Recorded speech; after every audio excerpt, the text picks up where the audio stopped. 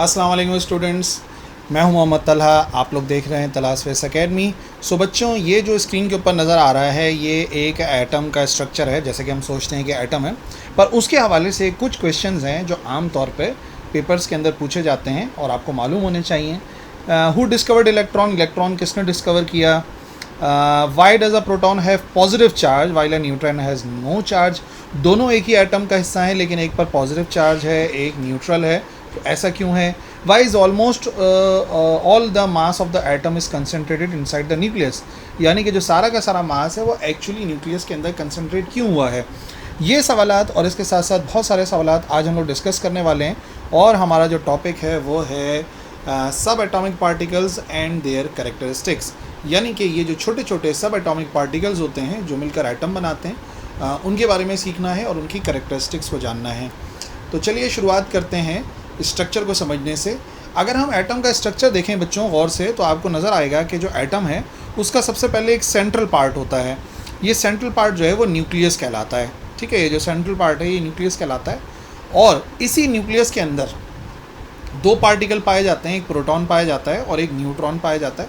और जो इलेक्ट्रॉन होते हैं वो बेसिकली रिवॉल्व करते हैं around this nucleus. So basically जो अभी तक हमारा आइडिया है, जो हमारा अभी तक व्यू है एटम का, वो यही है कि एटम का एक सेंट्रल पार्ट है, that is nucleus, which has proton and neutron, and जो इलेक्ट्रॉन होता है बेसिकली रिवॉल्व करता है अराउंड न्यूक्लियस। तो ये जो तीन सब एटॉमिक पार्टिकल्स हैं इन्हीं के बारे में बेसिक हमारी डिस्कशन है। पहला जो पार्टिकल है वो इलेक्ट्रॉन कहलाता है, दूसरा पार्टिकल प्रोटॉन कहलाता है और तीसरा पार्टिकल न्यूट्रॉन कहलाता है। अगर हम सिंबल की बात करें तो इलेक्ट्रॉन को जाहिर करने का सिंबल है ई, बिकॉज ई से इलेक्ट्रॉन आ रहा है, और दूसरी बात इसके ऊपर माइनस का साइन लगाया जाता है because it carries negative charge. Electron के सिंबल में ई नेगेटिव क्यों लिखा जाता है? क्योंकि इलेक्ट्रॉन पर नेगेटिव चार्ज पाया जाता है। इसी तरीके से जो प्रोटॉन है उसको पी से जाहिर करते हैं और ऊपर पॉजिटिव का साइन बनाया जाता है। पॉजिटिव का साइन रिप्रेजेंट करता है कि जो प्रोटॉन है वो पॉजिटिव चार्ज कैरी करता है। और तीसरा पार्टिकल है न्यूट्रॉन। न्यूट्रॉन को एन से जाहिर करते हैं और ऊपर एक ज़ीरो बनाया जाता है, जो इस बात को जाहिर करता है कि न्यूट्रॉन हैज़ नो चार्ज। और अगले ही कॉलम में मैंने आपको चार्ज भी समझा दिया। इलेक्ट्रॉन पे -1 चार्ज होता है, ठीक है, यानी कि नेगेटिव चार्ज होता है। प्रोटॉन पे +1 चार्ज होता है, यानी कि इलेक्ट्रॉन और प्रोटॉन का चार्ज बराबर है। ये एक बड़ी इंपॉर्टेंट बात है जो एटम का स्ट्रक्चर समझने के लिए बहुत ज़रूरी है कि इलेक्ट्रॉन और प्रोटॉन के ऊपर इक्वल चार्ज होता है। मासेस अभी बताता हूँ, लेकिन बहरहाल चार्ज आप समझ लो, चार्ज दोनों के ऊपर बराबर है। बस फ़र्क ये है कि एक पर नेगेटिव है और एक पर पॉजिटिव है। और न्यूट्रॉन पे क्योंकि कोई चार्ज होता ही नहीं है तो उधर हमने लिख दिया कि ज़ीरो है। और अब अगर बात करें लोकेशन की, तो इलेक्ट्रॉन के बारे में मैंने बताया वो आउटसाइड द न्यूक्लियस लाई करता है। ये जो रिवॉल्व करते हैं अराउंड, यही इलेक्ट्रॉन है। और जो प्रोटॉन और न्यूट्रॉन है बेसिकली वो न्यूक्लियस में पाए जाते हैं। न्यूक्लियस वो सेंट्रल पार्ट है जहाँ पर एटम का सारा मास अप्रॉक्सीमेटली पाया जाता है।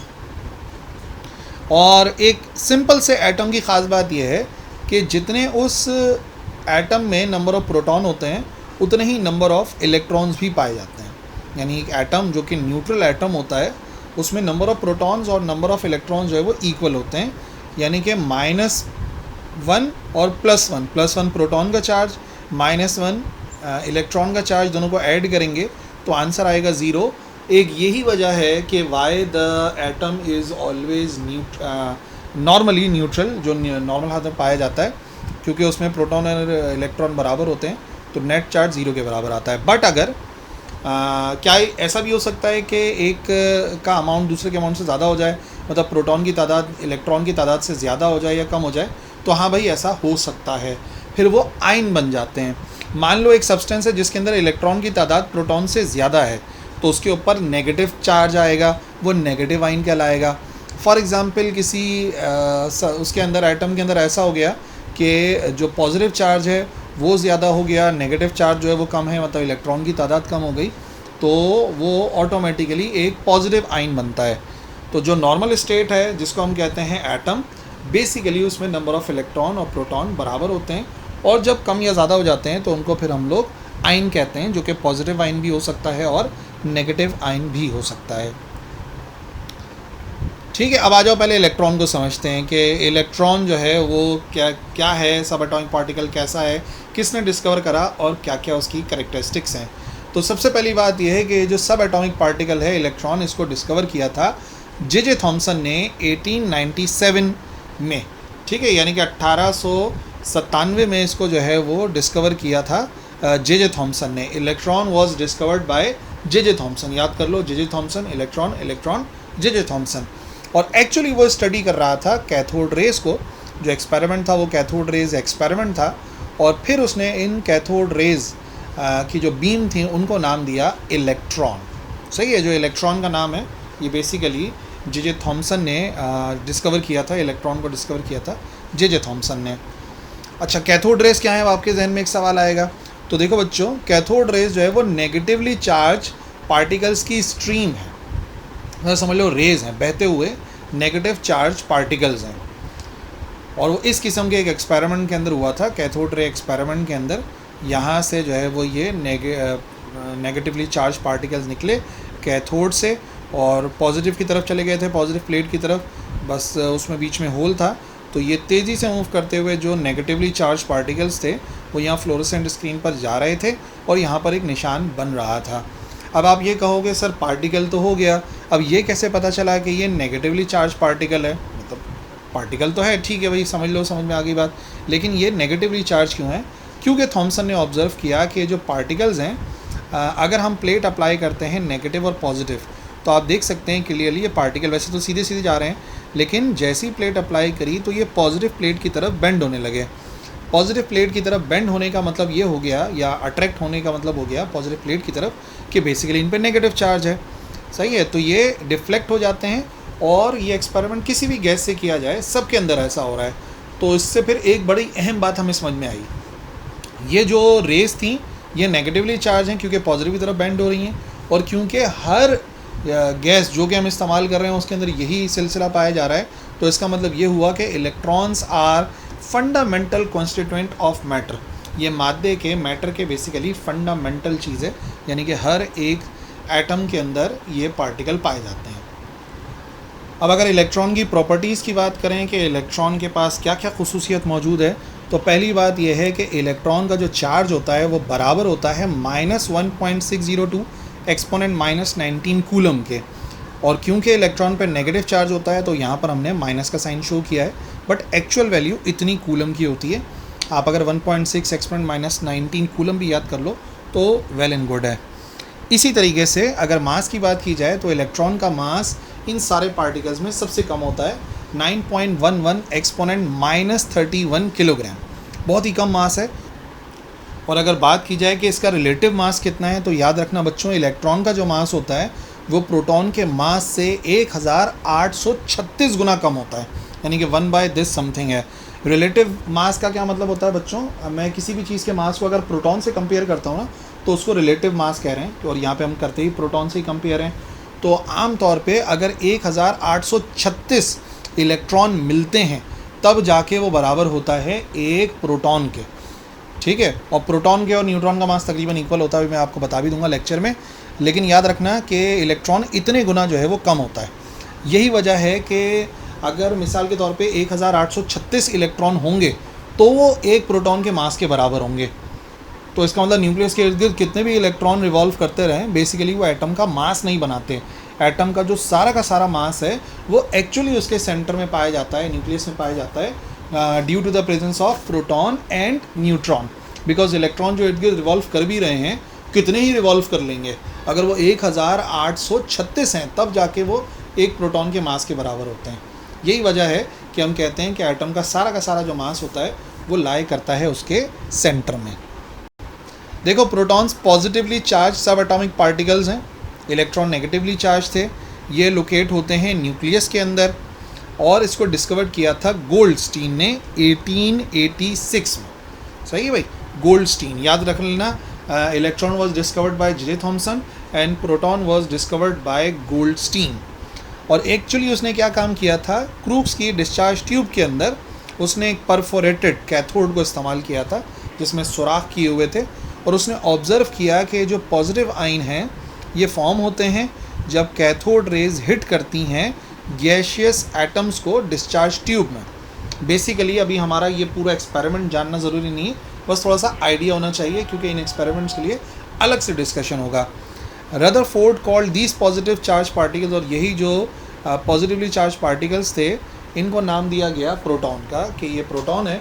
और जाहिर सी बात है ये क्रूक्स के डिस्चार्ज ट्यूब के अंदर एक्सपेरिमेंट किया गया, और जो एक्सपेरिमेंट किया था बेसिकली वो किया था गोल्डस्टीन ने। इस किस्म की एक ट्यूब थी जिसके अंदर एक्सपेरिमेंट किया गया, डिस्चार्ज ट्यूब थी। ये जो आपको नज़र आ रही है सामने, ये क्रूक्स डिस्चार्ज ट्यूब कहलाती है।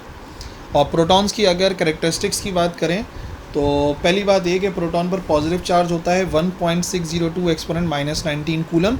ये वही चार्ज है बच्चों जो मैंने आपको इलेक्ट्रॉन पे बताया था, पर इलेक्ट्रॉन पर नेगेटिव था, इसके ऊपर पॉजिटिव है। तो याद रखना दोनों का चार्ज सेम है बट मास सेम नहीं है, मास में बहुत फ़र्क है। और रिलेटिव चार्ज तो इसके ऊपर 1 ही होता है। मास की बात कर लो, मास 1.6 एक्सपोनेंट -27, वो था -31। तो एक्चुअली देखा जाए तो 10,000 गुना ज़्यादा बड़ा होता है, मास जो है वो ज़्यादा होता है प्रोटॉन का इलेक्ट्रॉन के लिहाज से। लेकिन रिलेटिव चार्ज जो है वो +1 ही होता है। रिलेटिव चार्ज से क्या मतलब है, यानी किसी दूसरी चीज़ के साथ अगर रिलेट करें तो आम तौर पे हम प्रोटॉन के साथ ही सारी चीज़ों को रिलेट करते हैं। तो देखा जाए तो इसके ऊपर पॉजिटिव चार्ज पाया जाता है, और प्रोटॉन के बराबर का ही चार्ज है, तो इस वजह से 1 कहते हैं। और रिलेटिव मास भी 1 है। देखो मैंने आपको बताया कि हम रिलेटिव मास जो बताते हैं इलेक्ट्रॉन का और न्यूट्रॉन का बताते हैं विद रिस्पेक्ट टू प्रोटॉन, यानी प्रोटॉन से कंपेयर करते हैं। तो प्रोटॉन को प्रोटॉन से ही कंपेयर करेंगे तो 1 ही आंसर आएगा, जाहिर सी बात है, चार्ज में भी और रिलेटिव मास में भी। जैसे आपने देखा था इलेक्ट्रॉन को मैं कह रहा था कि वो 1/8 समथिंग टाइम्स जो है वो ज़्यादा मैसिव है, मतलब ये कि इतने सारे पार्टिकल्स मिलेंगे अगर इलेक्ट्रॉन्स के, तब जाके प्रोटॉन बनेगा। लेकिन प्रोटॉन का अपने आप से अगर कंपैरिजन किया जाए मास का तो वो =1 ही आता है। ठीक हो गई बात। यही बात न्यूट्रॉन में भी समझते हैं। न्यूट्रॉन डिस्कवर किया था जेम्स चैडविक ने। जेम्स चैडविक ने एक एक्सपेरिमेंट किया था, और वो एक्सपेरिमेंट था आर्टिफिशियल रेडियो एक्टिविटी का, और इसी एक्सपेरिमेंट के ज़रिए न्यूट्रॉन डिस्कवर किया गया। क्या एक्सपेरिमेंट था, सिंपल लफ्ज़ों में उसने बम्बार्ड की थी अल्फ़ा पार्टिकल्स की, जो बेरिलियम पोलोनियम से निकल रहे थे, और बेरिलियम एक मेटल है उसके ऊपर जो है वो बम्बार्टमेंट करी थी अल्फ़ा पार्टिकल्स की। एक स्टेबल एलिमेंट है, और उसने नोट किया, बेरिलियम एक स्टेबल एलिमेंट था, लेकिन उसने नोट किया कि कुछ highly penetrating neutral particles produce हो जाते हैं। जब भी अल्फ़ा पार्टिकल्स की बम्बार्टमेंट की जाती है बेरिलियम के ऊपर, तो आमतौर पे वो स्टेबल एलिमेंट होता है, लेकिन उसकी वजह से highly penetrating neutral particles produce हो जाते हैं। और क्योंकि न्यूट्रल पार्टिकल्स होते हैं तो इन पार्टिकल्स को नाम दिया गया न्यूट्रॉन्स का, जो कि काफ़ी न्यूट्रल से मिलता जुलता है। सो ये समझ लो आ गई हमारे पास सोर्स ऑफ रेडियो एक्टिविटी, जो कि हम कह रहे हैं पोलोनियम के थ्रू किया गया। यहाँ से अल्फ़ा पार्टिकल्स इमिट हुए और वो बेरिलियम से टकराए। बेरिलियम से टकराने के बाद यहाँ से ये अननोन रेडिएशन जो है वो इमिट हुई है, और बेसिकली यही अननोन रेडिएशन जो है वो न्यूट्रॉन थी। बट वो आगे फर्दर जो है वो पैराफिन वैक्स से जब गुजारा गया तो पता चला कि वो प्रोटॉन्स को इमिट करवा रही है। यानी कि जो रेडिएशन थी बेसिकली इसका मास तकरीबन प्रोटॉन के मास के बराबर है, क्योंकि जब ये जाके टकरा रहे हैं तो पैराफिन वैक्स से प्रोटॉन्स इमिट हो रहे हैं। तो जिस तरीके से एक स्नूकर बॉल दूसरी स्नूकर बॉल को मूव कराती है ना, बिल्कुल ऐसे ही न्यूट्रॉन्स ने बेसिकली पैराफिन वैक्स से प्रोटॉन्स को इमिट करवाया। तभी हमें आइडिया हुआ कि ये जो भी चीज़ है ना वो बेसिकली प्रोटॉन के मास के बराबर है तकरीबन। अब अगर प्रॉपर्टीज़ देखें तो सबसे पहली बात, न्यूट्रॉन पे कोई चार्ज नहीं होता, रिलेटिव चार्ज 0 हो गया। जाहिर सी बात है किसी दूसरे के साथ आप रिलेट कर भी लोगे तो इसके ऊपर चार्ज तो 0 है, और इसका मास तकरीबन उतना ही होता है जितना कि मास होता है प्रोटॉन का। ठीक है, तकरीबन उतना है, लेकिन याद रखना ये स्लाइटली हैवियर होता है देन प्रोटॉन। रिलेटिव मास भी मैं कह रहा हूँ तकरीबन, अगर मैं कंपेयर करूँ प्रोटॉन के साथ, मैंने बताया ना रिलेटिव मास मतलब हम इसको कंपेयर करते हैं प्रोटॉन के साथ, तो तकरीबन इसका मास प्रोटॉन के बराबर है। लेकिन एक्चुअली अगर आप देखें और आपसे पूछे कि नहीं बताओ प्रोटॉन और न्यूट्रॉन में से कौन भारी है, तो याद रखना बच्चों neutron is slightly heavier than proton. ठीक है, थोड़ा सा भारी होता है। आओ एक कंपैरिजन बस समझ लेते हैं ताकि फिर ये लेक्चर जो है वो आप लोगों के लिए मुकम्मल हो जाए। पहली बात ये कि प्रॉपर्टी ये है कि जो सिंबल है वो इलेक्ट्रॉन के लिए E इस्तेमाल होता है, प्रोटॉन के लिए P पॉजिटिव इस्तेमाल होता है, न्यूट्रॉन के लिए N0 इस्तेमाल होता है। चार्ज की बात की जाए तो इलेक्ट्रॉन पर चार्ज -1 होता है, प्रोटॉन पे +1 होता है, और न्यूट्रॉन का जो चार्ज है वो बेसिकली बराबर होता है 0 के। इलेक्ट्रिक चार्ज यानी एग्जैक्ट वैल्यू अगर बताएं तो जितना चार्ज होता है इलेक्ट्रॉन के पास 1.6 एक्सपोनेंट -19 उतना ही चार्ज होता है प्रोटॉन पे, but the difference is only ये नेगेटिव होता है इलेक्ट्रॉन और प्रोटॉन जो है वो पॉजिटिव होता है, और न्यूट्रॉन पे तो कोई चार्ज होता ही नहीं है। मास की बात की जाए तो 9.11 एक्सपोनेंट -31, 1.673 एक्सपोनेंट -27, 1.674 एक्सपोनेंट -27 तकरीबन बराबर है न्यूट्रॉन प्रोटॉन के, बट देखा जाए तो एक्चुअली स्लाइटली हैवियर है। और इसके लिहाज से कंपेयर करो तो ये -31 है और ये -27 है, तो तकरीबन समझ लो 10,000 गुना ज़्यादा मास होता है प्रोटॉन का। तभी हम कहते हैं कि जो एटम का सारा मास होता है वो उसके सेंटर में, न्यूक्लियस में पाया जाता है। रिलेटिव मास मैंने आपको बता दिया, प्रोटॉन और न्यूट्रॉन का तकरीबन 1 के बराबर है, बट जो इलेक्ट्रॉन का मास है वो 1836 टाइम्स जो है वो कम है प्रोटॉन के लिहाज से। और लोकेशन क्या होती है तो याद रखो, इलेक्ट्रॉन आउटसाइड द न्यूक्लियस लाई करता है, प्रोटॉन न्यूक्लियस में लाई करता है, और न्यूट्रॉन भी न्यूक्लियस में लाई करता है। और डिस्कवर किसने करा? Electron was discovered by J Thomson, proton was discovered bye Goldstein, positive raise वाला एक्सपेरिमेंट था, और neutron was discovered by James Chadwick. Okay, तो बच्चों ये था हमारा आज का लेक्चर। सब एटॉमिक पार्टिकल्स की प्रॉपर्टीज़ को समझा, उनकी डिस्कवरी वगैरह को डिस्कस किया, और आई होप आपको समझ में आ गया होगा। कोई क्वेश्चन है तो आप कमेंट सेक्शन में लिख सकते हैं, मैं इंशाल्लाह रिप्लाई करूँगा। That's all for this video. अल्लाह हाफिज़।